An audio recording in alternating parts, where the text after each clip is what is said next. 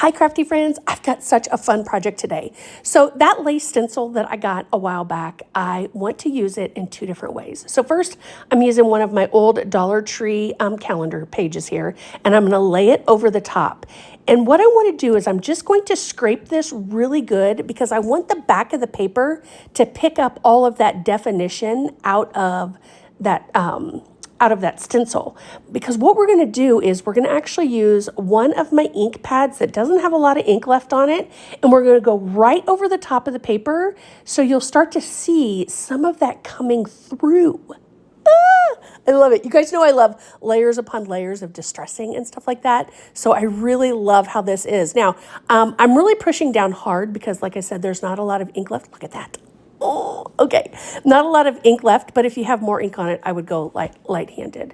So now we're just going to put this page right inside this frame. So I just use a piece of paper to make, the size we need, and then I'll just cut around the edges of that. You guys, we could even use magazine pages for this. Okay, so second part is we're going to make the edges of this frame look aged, antiqued, all the things. So, when you go to the thrift store and you see those cool old frames and they've got that neat detailing around, but sometimes they've been around so long that some of it gets knocked off and it's not perfect, but it still looks super cool. That's the effect we're going for here. So I'm just, again, using some of the spackling from Dollar Tree, and we're just going through right around that edge.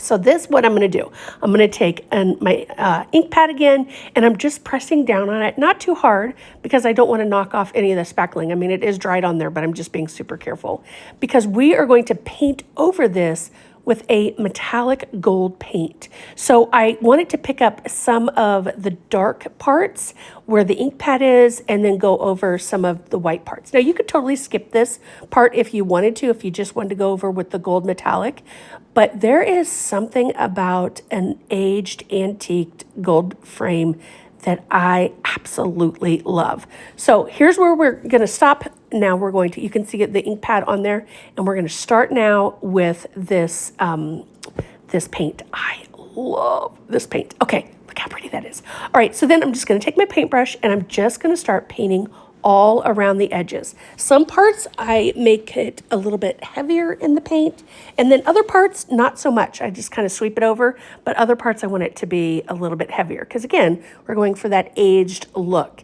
And you can do this to your heart's desire. I kind of got a little carried away in some spots, but that's okay.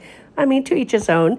And then what I'm going to do is I'm going to actually use some double-sided tape. Look at that. Ooh, and lay it down, and then that way we'll put the page right inside here, and then if we want to swap it out, no worries, we can just pull it right out and put another page in or something else that we want to put in here. But I am so thrilled with how this turned out.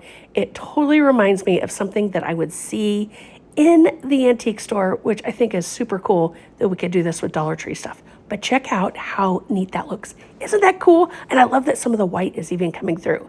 So here's how the whole thing turned out. Thank you guys for watching, and don't forget to follow the page for more crafts. Thanks so much, friends.